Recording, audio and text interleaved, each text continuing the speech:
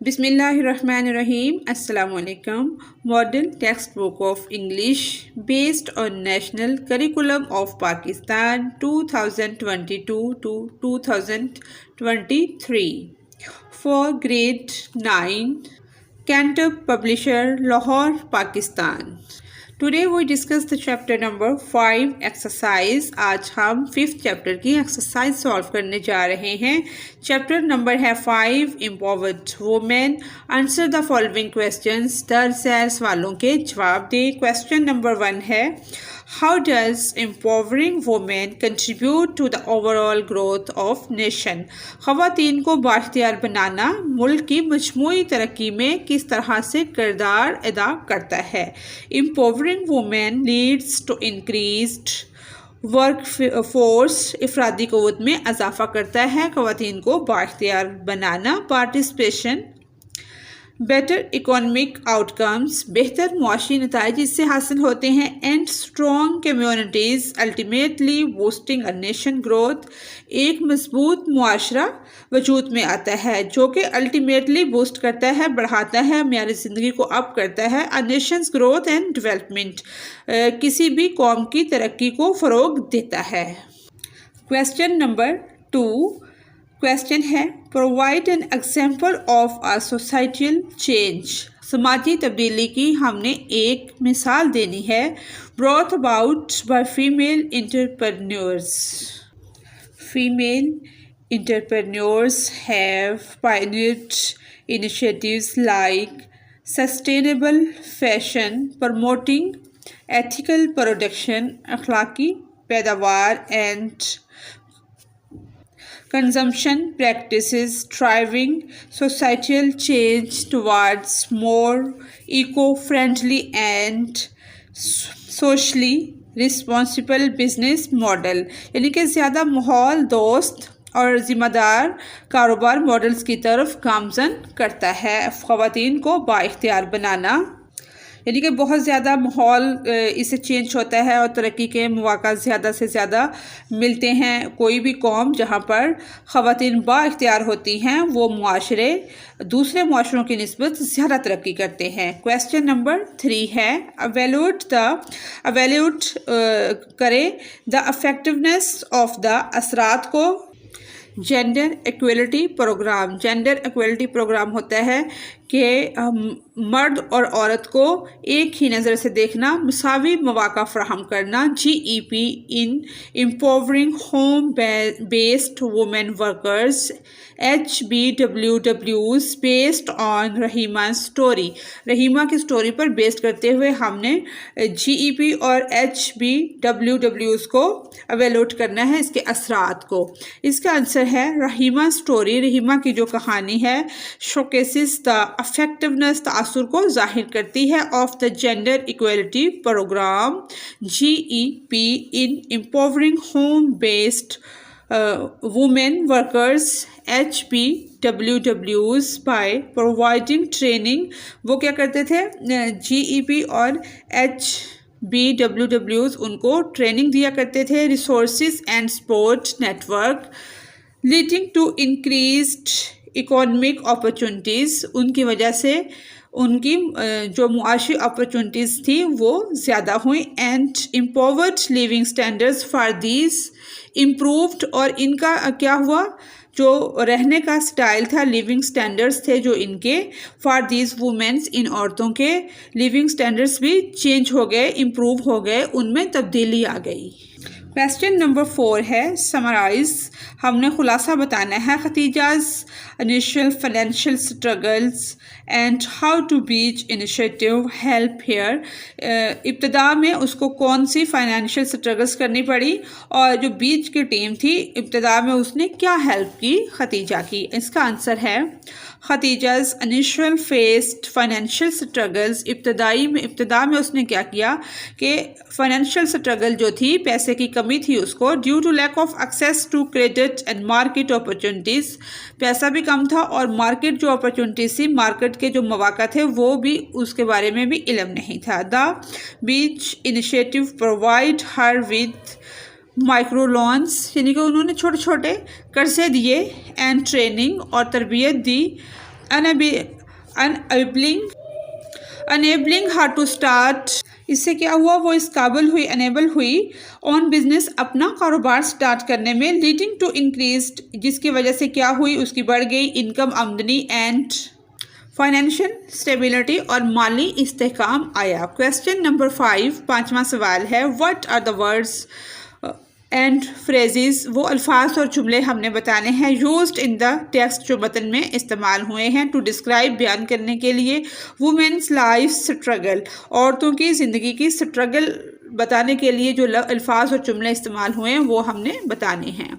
इसका आंसर है words and phrase use to describe women's life struggles in the text include financial difficulties, यानी कि माली मुश्किलात, lack of access to credit, पैसे का नाकाफ़ी होना, लिमिटेड मार्केट अपॉर्चुनिटीज़, मार्केट की अपॉर्चुनिटीज़ का, मौक़ों का महदूद होना, एंड इकोनॉमिक चैलेंजेस, और मुआशियत के पैसा ना होने के मसाइल जो हैं, ये सब औरतों के मसाइल रहे हैं। वैसे ओवरऑल भी होते हैं, लेकिन इस चैप्टर की बेस पर भी अगर देखें तो उनको फाइनेंशियल सपोर्ट नहीं होती, डिफ़िकल्टीज होती है, मार्केट एक्सेस नहीं होती, मार्केट की डिमांड्स जो होती हैं उनका नॉलेज नहीं होता।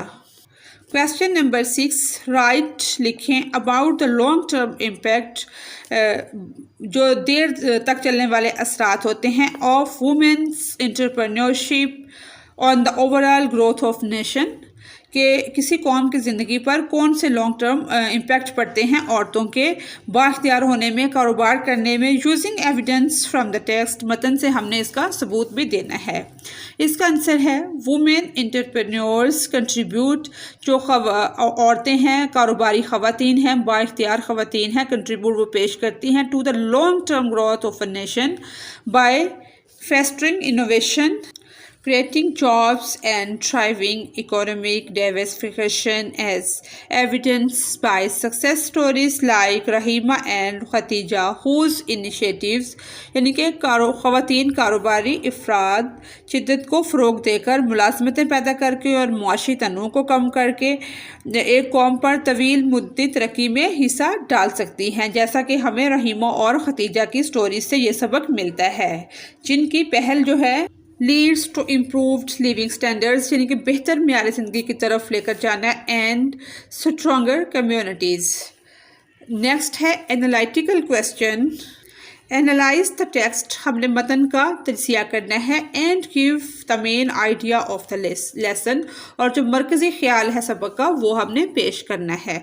मेन आइडिया, इसका आंसर है the main idea of the lesson, मरकज़ी ख्याल इसका ये है, एम्पावर्ड वुमेन, बाइख्तियार औरतें, likely focuses on the importance of women's, इसमें सबसे ज़्यादा औरतों की को बाख्तियार बनाने पे जोर दिया गया है, women's empowerment, highlighting the benefits, और हाईलाइट किया गया है फ़वाइद को, एंड इम्पैक्ट और असरात को, of giving women equal opportunities, जो कि हमें हासिल होते हैं औरतों को मसावी मौक़ा फ़राहम करने से, राइट्स एंड रिसोर्सेज, हकूक़ और ज़राए। इट में discuss how empowered women contribute, बाइख्तियार औरतें कंट्रीब्यूट करती हैं टू सोसाइटल प्रोग्रेस, मुआशी तरक्की, इकोनॉमिक डेवलपमेंट, मुआशियात का के मौक़ा का बढ़ जाना, एंड ओवरऑल वेल बीइंग, और मजमूई तौर पर उसकी तरक्की में अहम किरदार अदा करती हैं।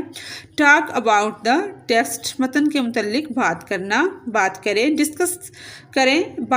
Discuss the effect of using descriptive language in portraying, जो कि तस्वीर कशी करें, the challenges faced by Rahima and Khatija, यानी कि रहीमा और खतीजा को दरपेश चैलेंजों की तस्वीर कशी में वजाहती ज़ुबान के इस्तेमाल के असरात को डिस्कस करना है। इसका आंसर है descriptive language can effectively portray, तस्वीर कशी करती है, the challenges faced by Rahima and Khatija, के रहीमा और खतीजा को कौन से चैलेंजेस पेश आए, by widely illustrating their experience, economic, emotions and surrounding, और इर्द गिर्द जो उनके साथ सलूक हुआ, जो उनको चैलेंज पेश आए, वो सब हम डिस्कस कर रहे हैं। बाय यूजिंग डिस्क्रिप्टिव वजाहती ज़ुबान जो है लैंग्वेज, रीडर्स जो कारीन हैं, सुनने वाले पढ़ने वाले, can better empathise with Rahima and Khatija struggle, gaining a deeper understanding of the obstacles, यानी कि जो उसकी रुकावटें थी वो हासिल करती हैं डीपर अंडरस्टैंडिंग, बहुत गहरी दिलचस्पी या समझ। They encounter descriptions of their environments such as the harsh living condition और oppressive societal norms can help readers grasp the magnitude of the challenges they face. इसको ओवरऑल हम ऐसे भी समझ सकते हैं कि रहीमा और खदीजा की जद्दोजहद के साथ क़ारीन को दरपेश रुकावटों के बारे में गहरी समझ हासिल होती है। इनकी माहौल की तफसील, जैसा कि जाबराना मुआशरे के हालात इनको पेश चैलेंजों की शिद्दत को समझने में मदद करते हैं। बी पॉइंट है, रीड द गिवन ऑटोबायोग्राफी, दी गई ऑटोबायोग्राफी जो है, खुद नोश्त जो है, इसको पढ़ें एंड नोटिस इट्स फीचर, और इसकी खसूसियात को देखें। ये जो ऑटोबायोग्राफी जो दी गई है ये है हेलन किलर। ये एक नाबीना और समाज से महरूम लड़की है जिसकी ये कहानी है। आइए पहले हम इसको रीड आउट करते हैं। I lived up to the time of the illness that deprived me of my sight and hearing. Site कहते हैं देखना और हेयरिंग कहते हैं सुनना। मैं इस बीमारी के वक्त तक रही जिसने मुझे बिनाई और समात से सुनने से महरूम कर दिया, यानी कि मेरी बिनाई को और समात को छीन लिया। इन आ टिनी हाउस, एक छोटे से मकान में, कंसिस्टिंग ऑफ अ लार्ज, जो कि मुश्तमिल था एक बड़े, स्क्वायर रूम, मुरब्बा कमरे पर, एंड अ स्मॉल वन, और एक छोटे मकान पर मुश्तमिल था। इन विच द सर्वेंट स्लेप्ट, जिसमें नौकर जो था या मुलाजिम जो था वो सोता था। इट इज़ अ कस्टम, ये रवाज था, इन द साउथ, जनूब में, to build a small house near the homestead, के मकान के करीब एक छोटा सा घर तमीर किया जाता था। as an annex to be used on occasions, जो कि किसी भी मौके पर उसको इस्तेमाल किया जा सके। My father built, मेरे अब्बू ने बनाया, such a house, इस तरह का घर, after the civil war, खाना जंगी के बाद, मेरे वालिद ने खाना जंगी के बाद ऐसा घर बनाया था। And when he married my mother, और जब उसने मेरी माँ से शादी की। They went to live in it, वो उसमें रहने के लिए चले गए। It was completely covered, ये मुकम्मल तौर पर ढका हुआ था, with vines, बेलों से, climbing roses and honeysuckles, चढ़ते हुए गुलाबों की बेलें वगैरह चढ़ी हुई थी, और honeysuckle इसके ऊपर, यानी कि कवर था मुकम्मल तौर पर। From the garden, बाग से, it looked like, ये नज़र आता था, an arbor, एक आर्बर की तरह, गार्डन से, बाग से ये नजर आता था। The little porch was hidden from view by a screen of yellow roses and southern smilax, छोटा पोर्च पीले, गुलाबी और जनूबी मुस्कुराहटों की स्क्रीन से नज़रों से ओझल था। It was the favourite Hunt of humming birds, ये हमिंग बर्ड्स गाने वाले परिंदों एंड बीज का बहुत पसंदीदा था, ये गुनगुनाने वाले परिंदों और शहद की मक्खियों का पसंदीदा था।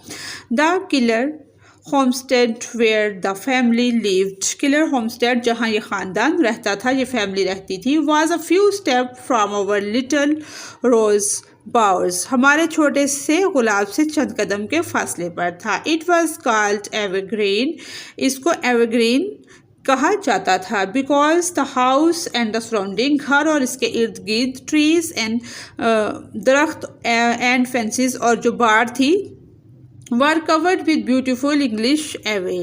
कहा जाता है क्योंकि घर और इसके पास के दरख्त बाड़ खूबसूरत अंग्रेज़ी आइवी से ढकी हुई थी। इट्स ओल्ड फैशन्ड, इसका पुराने ज़माने का जो फैशन था। गार्डन वाज, बाग था। The paradise of my childhood, मेरे बचपन की जन्नत था। इवन यहाँ तक कि in the days before my teacher came, यहाँ तक कि मेरे उस्ताद मेरी टीचर आने से पहले के दिनों में I used to feel along the square stiff boxwood hedge and guided by the sense of smell, मैंने चौक के साथ कुछ सख्ती महसूस की और सूंघने की हिस्से रहनुमाई लेते हुए would find the first violets and lilies, और मैं वायलेट्स और लिलीज के फूलों के पास चली गई या जा मिली। There too after a fit of temper I went to find comfort and to hide my hot face in the cool leaves and grass। और वहाँ भी गुस्से में फ़िट होने के बाद मैं सुकून की तलाश के लिए, फिट ऑफ टेम्पर, गुस्से को ठीक करने के लिए मैंने अपना मुंह जो है, फेस जो है, वो ठंडे पत्तों और गुलाब में घास में छुपा लिया। What joy it was to lose myself in that garden of flower, फूलों के इस बाग में अपने आप को खो देना, जगह जगह खुशी से घूमना। To wander happily from spot to spot, और जगह जगह खुशी से घूमना। अंटिल, यहाँ तक के coming suddenly upon a beautiful wine, के अचानक एक खूबसूरत बेल के पास पहुँच जाना।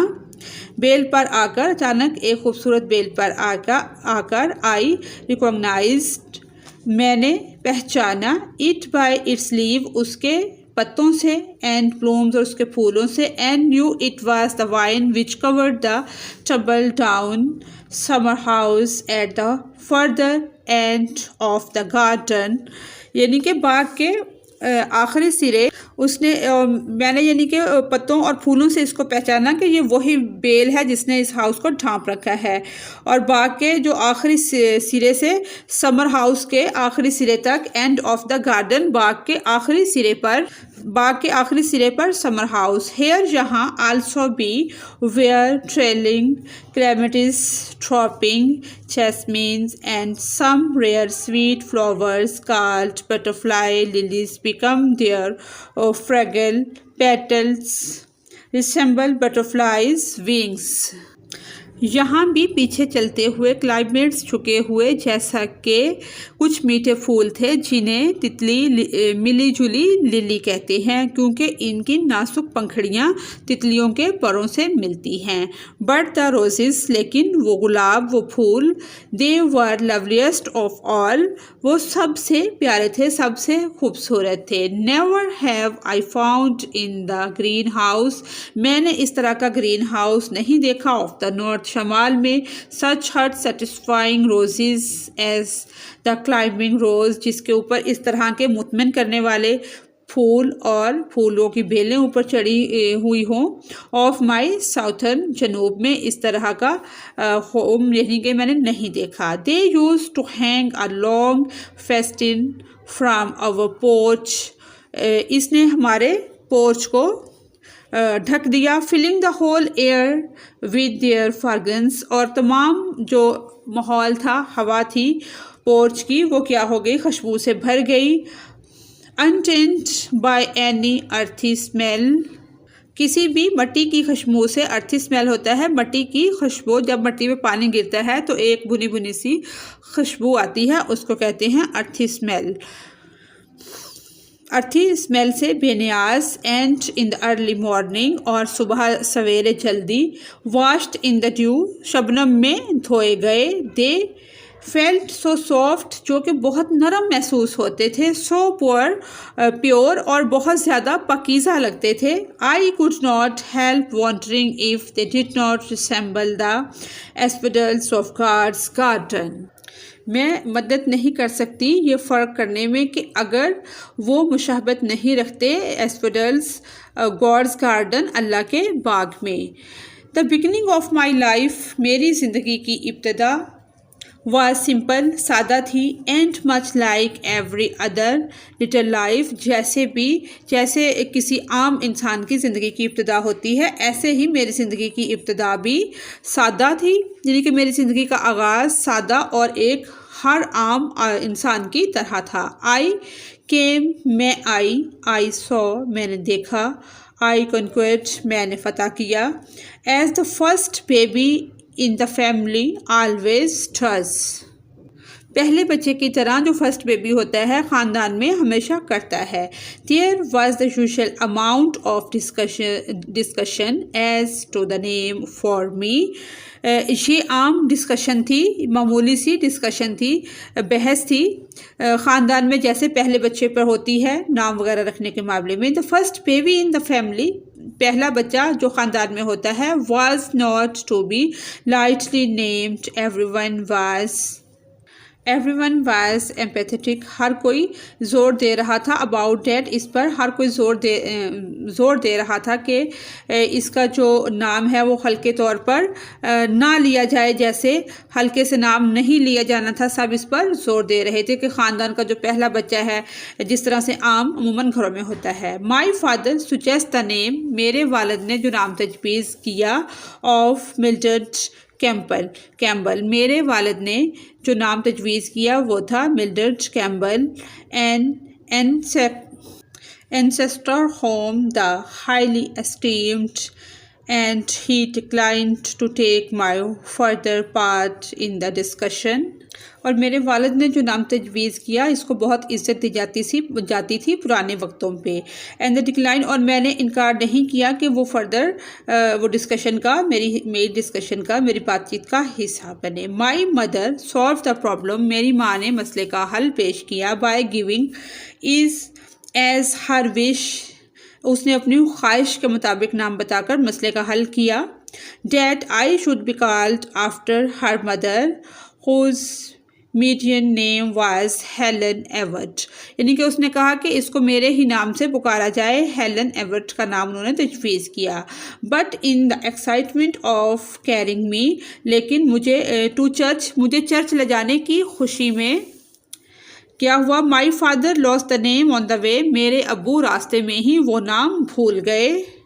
वेरी नेचुरली, बहुत फितरी तौर पर, since it was one in which he had decline to have a part, क्योंकि फितरी तौर पर उन्होंने हिस्सा लेने से इनकार कर दिया। When the minister asked for him for, जब वज़ीर ने उनको कहा, he just remembered that it had been decided to call me after, तो उन्होंने फ़ैसला किया कि मेरा नाम रखा जाए या मुझे बुलाया जाए। माई ग्रैंड मदर, मेरी दादी के बाद बुलाने का यानी कि फ़ैसला किया। And he gave her name as Helen Adams, उन्होंने मेरा नाम जो है हेलन एडमस रखा। I am told that while I was still in long dress, जब मुझे बता रही थी मैं लंबे लिबास में थी। I showed many science of an eager self steering disposition, मैंने खुद पर जोर देने वाले मिजाज, मैंने बेचैन और ख़ुद पर जोर देने वाले मिजाज के बहुत से आसार दिखाए। Everything, her cheese, that I saw, जो मैंने देखी, अदर पीपल, दूसरे लोगों में, do I insisted upon imitating, यानी कि हर वो चीज़ जो मैंने दूसरे लोगों में देखी तो मैंने नकल करने पर इसरार किया।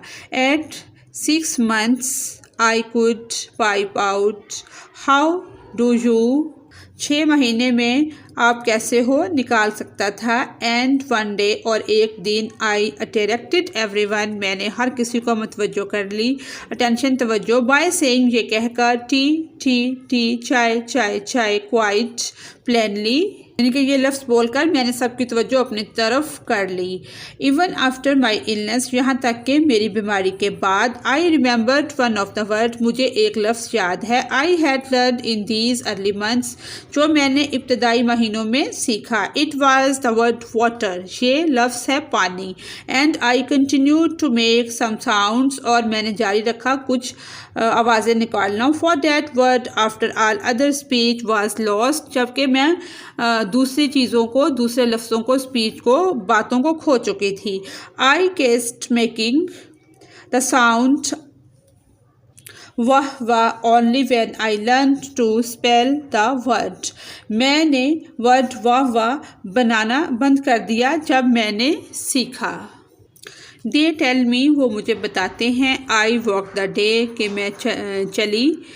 I was a year old, जब मैं 1 साल की थी. My mother had just taken me out of the bathtub. मेरी माँ ने मुझे bathtub से बाहर निकाला, बाहर ले आई. And was holding me in her lap when I was, जब उन्होंने मुझे अपनी गोद में उठाया हुआ था. When I was suddenly attracted by the flickering shadow of leaf that danced in the sunlight on the smooth floor, जो कि मैं अचानक अट्रैक्ट हुई हमवार फर्श की तरफ, जहाँ पर रक्स करने वाले पत्तों के टमटमाते साए डांस कर रहे थे सूरज की रोशनी में हमवार फर्श पर. मैं उसकी तरफ मुतवज्जा हुई. I slipped from my mother's lap. मैं अपनी माँ की गोद से फिसल गई. And almost ran toward them. और तकरीबन इनकी तरफ भागी. They impulses gone. वो जज्बा ख़त्म हो गया था. I fell down. मैं नीचे गिर गई. And cried for her to take. और मैं चिल्लाने लगी, रोने लगी. Me up in her arms, के मुझे अपनी गोद में उठा ले या बाहों में ले ले. These happy days, ये खुशी के दिन, did not last long. बहुत लंबे नहीं थे. जो खुशी का वक्त था वो ज़्यादा नहीं था. One brief spring, एक मुख्तसर सी बहार में. Musical with the song of Robin and Mockingbird. Mockingbird और Robin के गाने जो थे, उसकी दिल लभाने वाली आवाज़. One summer rich in fruit and roses, यानी कि एक मुख्तसर मौसम बहार, रॉबिन और मोकिंगबर्ड के गाने के साथ मौसीकी, फलों और गुलाबों से भरपूर एक मौसम गर्मा. वन ऑटम, एक ख़ज़ां ऑफ गोल्ड, और सोने की एक ख़ज़ां या सुर्ख रंग का एक ख़ज़ां का मौसम. And crimson sped by and left their gifts at the feet of an eager delighted child. यानी कि सोने और सुर्ख रंग का एक ख़ज़ां गुजरा और अपने तोहफ़ को एक पुरजोश खुश मिजाज बच्चे के कदमों में छोड़ दिया. Then in the dry month, इस सनसनी खेज महीने ऑफ फरवरी के, केम द इलनेस, बीमारी आई, विच क्लोज्ड माई आइज़, जिसने मेरी आँखों को बंद कर दिया, एंड ईयर्स और कानों को, and plunged me into the unconsciousness of the new born baby, और मुझे यानी कि नौज़ायदा बच्चे की बेहोशी में डबो दिया कि वो बीमारी आई जिससे मेरे कान और आँखें बंद हो गए. दे कॉल्ड इट, वो उसे कहते थे, acute congestions of the stomach and brain. उन्होंने इसे पेट और दिमाग की शदीद भीड़ कहा. The doctor thought I could not live. Doctor ने सोचा कि मैं ज़िंदा नहीं बच सकती या ज़िंदा नहीं रहूँगी. Early one morning, एक सुबह जल्दी, however जबकि, the fever left me, बुखार ने मुझे छोड़ दिया, as suddenly, अचानक, and mysteriously as it had come, कि बुखार ने मुझे इसी तरह छोड़ दिया मौजूदा तौर पर जैसे वो आया था. There was great rejoicing, ये एक बहुत बड़ी खुशी थी, in the family that morning, उस सुबह फैमिली जो थी वो बहुत ज़्यादा खुश थी. But no one, not even the doctor, लेकिन कोई भी ना ही डॉक्टर न्यू जानते थे, that I should never see, कि मैं कभी दोबारा नहीं देख सकूँगी, और हेयर अगेन, और ना कभी दोबारा सुन सकूँगी. आई फैंसी, मुझे लगता है, I still have confused recollection of that illness, के बीमारी की इस यादों को मैं कलेक्ट करने के लिए, उस याद को ताज़ा करने के लिए थोड़ी कंफ्यूज हूँ. आई स्पेशली रिमेंबर, मुझे ख़ास तौर पर याद है, the tenderness with which my mother tried to smooth me in my working horse of fret and pain and the agony and bewilderment with which I awoke after tossing half sleep and turned my eyes so dry and hot। यानी कि मैं अब भी इस बीमारी की यादों में उलझी हुई हूँ। ख़ास तौर पर वो नरमी मुझे याद है जिसके साथ मेरी माँ ने जागते हुए घबराहट और दर्द में इस अज़ियत और परेशानी में मुझे सुकून बचाने की कोशिश की थी, जिसके साथ मैं उछलने के बाद आधी नींद के बाद बेदार हुई, अपनी आंखें फेरी और वो इतनी गर्म और खुश्क हो चुकी थी, ड्राई हो चुकी थी। टू द वॉल, एक यानी कि दीवार एक ज़माने में away from the once loved light which came to me dim and yet more dim each day. यानी कि एक ज़माने में प्यारी रोशनी से दूर जो मेरे पास हर रोज़ मध्यम डिम और डिम से डिम होती चली गई, मध्यम से मध्यम होती जाती थी। आहिस्ता आहिस्ता जैसे नज़र उसकी ख़त्म हुई वो उसके बारे में बता रही है। बट लेकिन एक्सेप्ट सवाए फॉर दीज फ्लीटिंग मेमोरीज, इस लम्हाती यादों के सिवा, if indeed they are memories in are seems very unreal, ये तमाम चीज़ें वो यादें बन चुकी हैं जो कि तमाम नज़र आती हैं वेरी अनरियल, बहुत गैर हकीकत, लाइक आ नाइटमेयर, एक डरावने ख्वाब की तरह। वो कहती है कि इन यादों को छोड़कर अगर वाकई ही वो जो यादें हैं तो ये सब एक डरावना ख्वाब और गैर हकीकी लगती हैं। ग्रेजुअली, आहिस्ता आहिस्ता, I got use to silence, यानी कि मैं आदी हो गई खामोशी की, एंड डार्कनेस और तारीकी की, डैट सराउंडेड मी, घेर लिया, and forget that it had never been different until she came। यानी कि मैं आहिस्ता आहिस्ता खामोशी और अंधेरे की आदी हो गई जिसने मुझे घेर लिया था, और मैं भूल गई जब तक वो नहीं आई थी। वो कौन? The teacher who set me spirit free, जिसने मेरी रूह को आज़ाद कर दिया। बट लेकिन during the first 19 months of my life, मेरी ज़िंदगी के पहले 19 month में मेरी ज़िंदगी के पहले 19 महीनों के दौरान I had caught glimpses of both green field, luminous sky, trees and flowers, which the darkness that followed could not wholly blot out। यानी कि पहले 19 महीनों के दौरान मैंने चौड़े हरे भरे खेतों, एक रोशन आसमान, दरख्तों और फूलों की वो झलकें देखी थी, जिनके बाद वो if we have one seen, जिसके बाद आने वाला अंधेरा उसे मुकम्मल तौर पर नहीं मिटा सका। The day is ours and what the day has shown, अगर हमने एक बार देखा है, दिन हमारा है और दिन ने क्या दिखाया है। आगे है आंसर द फॉलोइंग क्वेश्चन। जैसा कि हमने जो ऑटोबायोग्राफी थी उसको रीड आउट किया, इससे हमें हमारी नॉलेज में बहुत ज़्यादा इजाफा हुआ कि किस तरह से उसकी ज़िंदगी में अप्स एंड डाउन्स आए। अब हम क्या करेंगे, इसके आंसर क्वेश्चन करते हैं। इसका फर्स्ट क्वेश्चन है, इसके क्वेश्चन आंसर डिस्कस करने से पहले हम टीचर्स गाइड जो है उसको देखते हैं। टीचर्स गाइडलाइन ये है, discuss how killers narrative reflects resilience and her ability to find hope even in challenging circumstances, introduce the anticipation of the teacher's arrival as a turning point in Killer's life। यानी कि उन मुश्किल हालात में उस्ताद की मावनत, जो टर्निंग पॉइंट, अहम मोड़ आया किलर की ज़िंदगी में, वो हमने डिस्कस करना है। इसका आंसर है हेलन किलर नरेटिव शोकेसेस, जो हेलन किलर की दास्तान है, resilience through the ability to find hope despite challenges, वो चैलेंजेस के बावजूद एक उम्मीद की लचक उसमें मौजूद है। The anticipation of her teacher's arrival, उसके टीचर के आने से जो उसको रहनुमाई मिलती है, गाइडलाइन मिलती है। मार्क अ टर्निंग पॉइंट, वो उसकी ज़िंदगी में एक अहम मोड़ की हैसियत रखती है। Symbolising Keller's pathway to living and overcoming the disabilities. वो किलर की ज़िंदगी में एक टर्निंग पॉइंट होता है कि किस तरह से उसने अपने रास्ते का तयन करना है और अपनी मुश्किलात को, अपनी माजूरियों पर कैसे काबू पाना है। ओवरकम डिसेबिलिटीज़, अपनी माजूरियों को कम से कम करके कामयाबी की तरफ कैसे आना है। आगे है activity compare and features of a biography.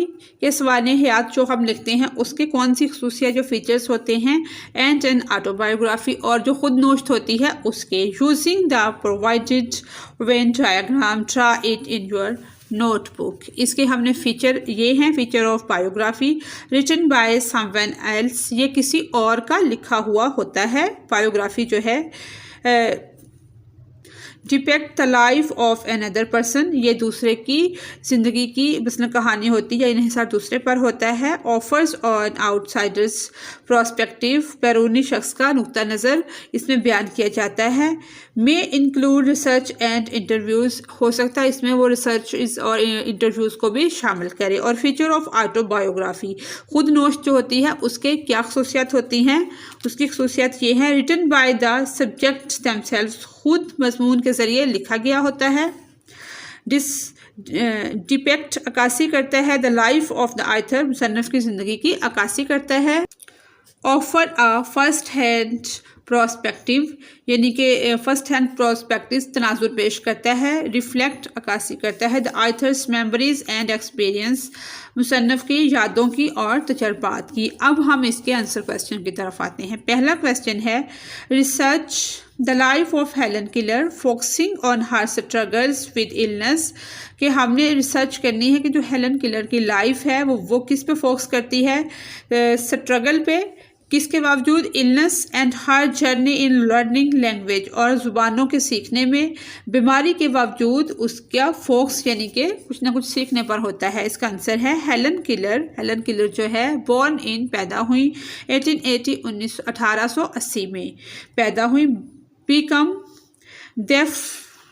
Def, बहरा एंड ब्लाइंड और नबीना एट 19 मंथ, 19 महीनों की उम्र में, ड्यू टू इलनेस, बीमारी की वजह से, with the help of her teacher, अपनी उस्ताद की मदद से, अपने टीचर की मदद से, एना सेलिवन, ये उसके टीचर का नाम है। शी लर्नड, उसने सीखा, टू कम्युनिकेट, राब्ता करना, यूजिंग मैनुअल साइन लैंग्वेज, दस्ती इशारों की ज़बान, एंड ब्रेल, और एक सिस्टम होता है जो कि नबीना और डेफ लोगों के लिए होता है।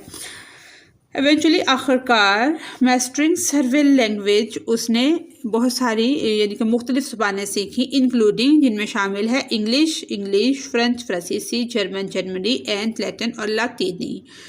ही रिमार्केबल जर्नी डिमोनेस्ट्रेट्स, उसके शानदार सफ़र का मुजाहरा, and the pure of determination, और अज़म की ताकत, the importance of dedicated sport in overcoming obstacles, यानी कि रुकावटों पर काबू पाने में सरशार ताउन की अहमियत को उजागर किया गया है। क्वेश्चन नंबर 2 है evaluate the impact of nature on the author's emotional wellbeing before and after the illness, यानी कि जज्बाती सेहत उसकी, हमने उसका असर बयान करना है कि बीमारी से पहले और बीमारी के बाद। बिफोर हर इलनेस, बीमारी से पहले। Nature likely played a significant, कुदरत जो है वो एक अहम role in Helen Keller's emotional wellbeing, providing stimulation for her sense and fostering a connection with the world around her. After losing her sight, अपनी बिनाई खोने के बाद, and hearing और समात, nature continued to impact her emotional, जज्बाती तंदुरुस्ती को जारी रखा। well-being, albeit, यहाँ तक के 3 है। What are the word and phrase, वो कौन से लफ्ज़ और जुमले हैं। That the author used in her autobiography for effects स्वानिया उमरी में असरात के लिए जो उसने इस्तेमाल किए हैं मुसन्नफ़ ने। इसका आंसर है इन हर ऑटोबायोग्राफी, इसकी खुद नोश्त में the story of my life, मेरी ज़िंदगी की कहानी। Helen Keller uses wide sensory language to describe her experience, यानी कि वो एक अपने तजर्बात को बयान करने के लिए जो लैंग्वेज इस्तेमाल करती है। Such as a new word, dumb darkness यानी कि गूंगा, डार्कनेस तारीखी, साइलेंस खामोशी, लाइट रोशनी, जॉय खुशी, स्ट्रगल जद्दोजहद, and triumph fatah, creating emotional impact and conveying the depth of her journey. Additionally, the employs metaphors like darkness, lifted light of understanding, and function of joy, enhancing the storytelling and evoking empathy from readers. Next है vocabulary. ये है vocabulary use of dictionary. Dictionary को हमने कैसे use करना है जब भी हम किसी भी लफ्ज़ को देखने के लिए, उसका मीनिंग या प्रोनाउंसिएशन देखने के लिए उसको यूज़ करते हैं। तो ये चीज़ें इस तरह से, जैसे ये वाला वर्ड है तो इसको हम देखेंगे तो ये डिक्शनरी में ऐसा लिखा हुआ आएगा। इसका करना हमने ये है कि डिक्शनरी का यूज़ हमने सीखना है। Find the pronunciations of the following word with the help of the pronunciation की इन द डिक्शनरी। ये इसको हमने राइट किया, ये इसको देखते हैं। जैसे वुमेन, वीमन, ये ऐसे इसमें लिखा होता है डिक्शनरी के अंदर। ये सब वर्ड जो भी हम देखेंगे उसकी आगे इसका भी जब हम इंग्लिश लैंग्वेज का कोर्स करते हैं तो ये कॉन्सोनेंट, वाउल्स, डिफ्थोंग, मोनोथोंग, ये मुख्तलिफ वर्ड होते हैं। ये इनका भी प्रॉपर कोर्स होता है जो कि मैंने किया हुआ है। इसकी वीडियोस मैं बाद में बनाऊंगी। Right the synonyms and antonyms of the following words. इनके हमने सिनोनिम और एंटोनिम लिखने हैं जो कि हमने लिख लिए हैं। वर्ड्स सिनोनिम: डिप्राइव्ड, डिसएडवांटेज यानी कि महरूम, Pasmanda, dreary, gloomy, resemble, mirror, मुशाहबत रखना जैसे आईना या बाज, गश्त, मिरर, फ्रेग्रेंसेंट, एम्फोटिक, फोर्सफुल, डिलाइट, प्लेस्ड यानी कि खुश। वर्ड एंटोनिम यानी कि मुतसाद, डिप्राइव्ड, फोर्टन यानी कि महरूम और खुशकिस्मत, ट्रेरी, ब्राइट, खौफनाक, तारीख और रोशन, रिसेंबल, मुशाबत, डाइवर्ज, हट जाना, फ्रेग्रेंस, खुशबू, स्टिंग, बदबू, एम्पैथिक, जोरदार, वीक, कमजोर, डिलाइट, खुश, डिसअपॉइंटेड, मायूस। नेक्स्ट हमारा ग्रामर का पोर्शन है जिसमें है टेंसेस। ये टेंस इसको बनाने का मेकिंग स्ट्रक्चर है। पास्ट सिंपल यानी कि टाइप, स्ट्रक्चर ये सारा दिया हुआ है। Past continuous tense, past perfect tense, past perfect continuous tense. इसमें करना ये है, read the following text and organise the sentences based on their respective tenses. Simple past, past continuous, past perfect and past perfect continuous. इसमें से हमने निकालने हैं कि इसका जो बी पॉइंट है वो ये है, complete the sentences by using the answer provided in the boxes. इनको यूज़ करके हमने इसे कंप्लीट करना है। One option can be used twice. एक ऑप्शन को एक से ज़्यादा बार भी हम यूज़ कर सकते हैं। जैसे पहले में made, were, watched, gave, was, made, were, was, made. Next है fill in the blanks with the correct form of the verb in the past continuous tense. यानी कि ये है, yesterday at 6 I was preparing dinner. Next है, my father were reading a novel while I were watching TV। यानी कि वो क्या है, मेरे अब्बू जो हैं वो क्या कर रहे हैं, रीडिंग कर रहे हैं एक नॉवल की, जबकि मैं क्या कर रहा हूँ, वॉज वाचिंग, मैं टीवी देख रहा था और वो रीडिंग कर रहे थे। नेक्स्ट है थर्ड वाला, इसमें we were talking our school when he came in. 4 है द किड्स वर प्लेइंग। 5 है most of the time we were sitting. Next है कोरिलेटिव कंजक्शंस। इनको हमने क्या करना है, इसका complete each sentence by filling in the blanks with the appropriate correlative conjunctions.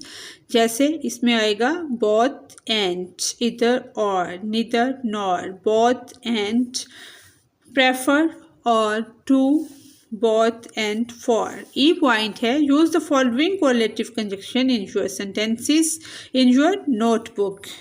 पहले हम एक्टिविटी करते हैं, write the definition of the bold words. Annex मुल्हका, a building joined to or associated with a main building providing additionally space or accommodation। यानी कि ये जो building है ये दूसरी मुल्हका बिल्डिंग के साथ जुड़ी हुई है। वेंस यानी कि जो बेलें हैं, लॉन्ग क्लाइंबिंग प्लांट्स, ऊपर लंबे चढ़ने वाले पौधे, with trailing or twining stems often used for decorating, जो कि अक्सर डेकोरेशन के लिए, सजावट के लिए इस्तेमाल होते हैं, और फॉर प्रोड्यूसिंग फ्रूट के लिए भी। हनीसुकल्स, एनी ऑफ वेरियस shrubs और winds of the genus Lonicera, bearing clusters of tubular flower with a sweet fragrance and typically attracting bees and hummingbirds। यानी कि एक तेज़ खुशबू के साथ नलीनुमा फूलों के झुरमुट में, जो कि हनी बीज को और हमिंग बर्ड्स को अपनी तरफ मुतवज्जा करते हैं। Clematis a genus of flowering plants usually climbing with showy flowers or various colors and shapes। एक फूलदार पौधा जो कि प्लांट्स की ही किस्म है, जो ऊपर मुख्तलिफ कलर्स और शेप्स का ये होता है। फेस्टिन्स, त्यौहार, डेकोरेटिव चेन्स, डेकोरेट करने वाली जो चेन्स होती हैं, खूबसूरती पैदा करने वाली, और strips typically suspended in curves between 2 points often used for assembling, embellishing festive occasions or architectural elements, यानी कि जो सजाने के लिए इस्तेमाल होती हैं और तमीराती अनासर में। एम्पैथिक, हमदर्द, having the ability to understand and share the feeling of another, किसी दूसरे के दर्द को महसूस करना।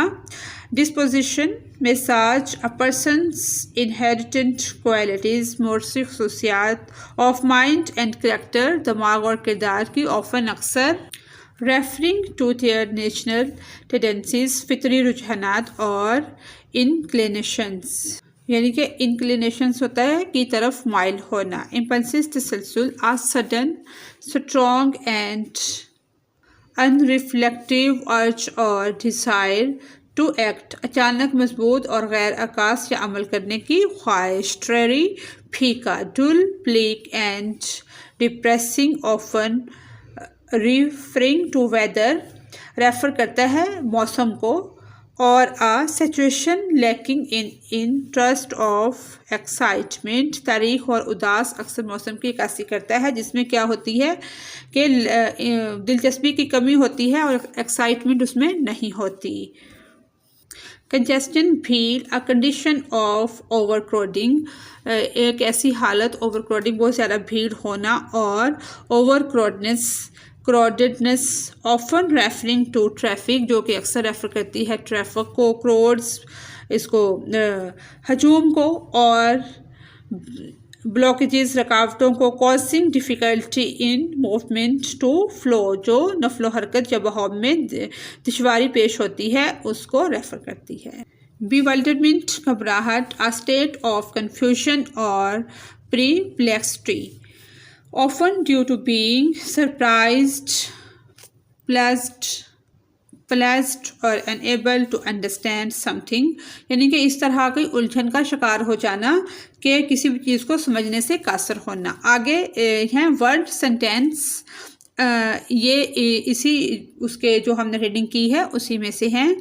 अनेक्स मुल्हका, a company plans to annex the adjacent property for expansion, यानी कि कंपनी उसी के लिए मुल्हका जायदाद को जम करने का इरादा रखती है। वेंस बेले, the vines climbed up the trellis in the garden. आगे है honeysuckles, the air was filled with the sweet scent of honeysuckles. Clematis, the garden was adorned with vibrant clematis flowers climbing the fence.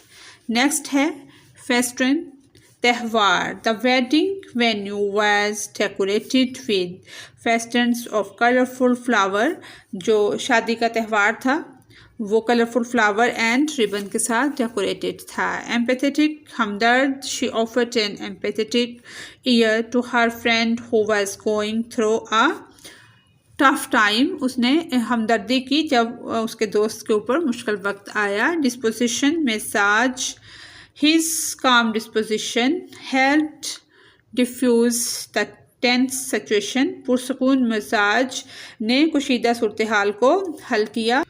Impulse तसलसल, she acted on impulse and bought the dress without thinking. आगे है dreary, उदास, the dreary weather matched his sober mood, और ये उदास मौसम जो है वो उसके उदास मूड के साथ मैच कर गया। Congestion, the city streets were filled with congestions during rush hour, यानी कि शहर की जो गलियां थी वो भीड़ से भर गईं। Bewilderment, His sudden disappearance, उसका अचानक लापता होना। Left his friend in bewilderness, उसने हैरत में डाल दिया। नेक्स्ट ई पॉइंट है जो हमने पढ़ा था, use the following correlative conjunction in joint sentences, not only but also, ना सिर्फ लेकिन भी, इधर और नीदर नॉर, या तो ना ही, बोथ एंड दोनों और, वेदर चाहे या, नॉट नहीं बट लेकिन।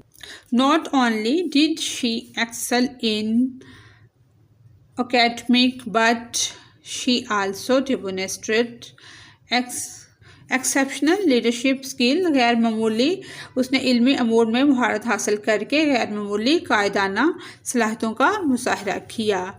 इधर you come with us to the concert or you stay home and study, या तो तुम हमारे साथ कंसर्ट में आ जाओ या घर रहकर स्टडी करो।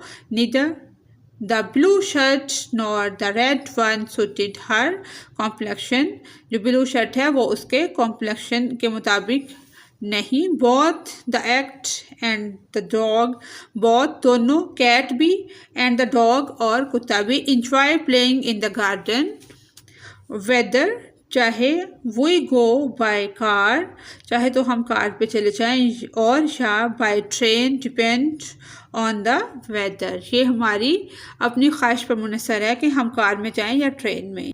ही could neither swim nor drive, वो ना तो तैर सकता है ना ड्राइव कर सकता है, बट लेकिन he loved being near the water, उसको पानी के करीब रहना पसंद है। ओरल कम्युनिकेशन में what image come to mind when you hear the term women empowerment, आपके जहन में कौन सा ख्याल आता है जब हम सुनते हैं औरतों को बाइख्तियार बनाना। आंसर है व्हेन एम्पावरमेंट, वुमेन एम्पावरमेंट, जब हम औरतों को बाइख्तियार बनाने का सुनते हैं। Images of confident women breaking barriers, यानी कि रुकावटों को तोड़ना। सपोर्टिंग ईच अदर, एक दूसरे का साथ देना। And achieving their goals come to mind, और अपने मकासद को हासिल करना हमारे माइंड में आता है। इन अ वर्ड बसिंग गूंज with possibilities, what does means empowerment, what does women's empowerment mean, for your future, for my future, मेरे फ्यूचर या मुस्तकबिल के लिए। वुमेंस एम्पावरमेंट, औरतों का बाइख्तियार होना। मीन्स मतलब है इक्वल अपॉर्चुनिटीज़, मसावी मौका, रिकॉग्निशन, शनाख्त जो है, एंड द फ्रीडम और आज़ादी टू परस्यू ताकुब my aspiration without limitation based on gender, यानी कि बगैर किसी पाबंदी के अपने ख्वाहिशात को आगे बढ़ाने की आज़ादी। Writing reflect on a significant achievement or milestones in your life and write an autobiography that narrates, यानी कि संग मील, खुदनोश्त और बयान करती है the journey, challenges, overcome and lessons learned along the way. Share the impact of these accomplishments on your personal growth and the insights gained through the process. इसका answer है while, जबकि I can't share a personal autobiography since I am an artificial intelligence, मैं artificial intelligence हूँ, मैं अपनी autobiography share नहीं करती। Personal I can suggest, मैं तजवीज़ करती हूँ। That reflecting on significance achievements और माइलस्टोन्स, अहम कामयाबियों पर गौर जो कि संग मील है। In one's life involves narrating the journey, discussion, challenges overcome and sharing lessons learned, यानी कि सीखे गए असबाब का इश्तराक करना शामिल है। It's impact to highlight the impact of the accomplishment on personal growth, ज़ाती तरक्की, and the insights gained through the process, यानी कि हर कामयाबी के असरात और अमल के ज़रिए हासिल करदा बसीरत को उजागर करने के लिए अहम है। बी पॉइंट है write multiple paragraph about women empowerment, proofread and edit text for errors such as sentences. इसका आंसर है वुमेन एम्पावरमेंट, औरतों को बाइख्तियार बनाना, is a multi faceted concept that encompass various aspects of social, ये यानी कि मल्टी फेस आंसर है जो कि बहुत सारे अनासर को इस पे मुनहसर करते हैं। सोशल, इकोनॉमिक, मुआशी, माशरती एंड पॉलिटिकल और सियासी। इक्वलिटी, सियासी यानी कि बराबरी ऑफ फॉर वुमेन, औरतों के लिए। It involves providing women with the tool, resources and opportunities needed to participate fully in society, make informal decisions and achieve their goals, यानी मकासद को हासिल करने के लिए वसाइल और जो मौका दरकार हैं। One of the key component of women empowerment is access to education, इसमें से जो सबसे अहम यानी कि की कंपोनेंट है वो है तालीम। When women have access, जब औरतों को रसाई हासिल होती है।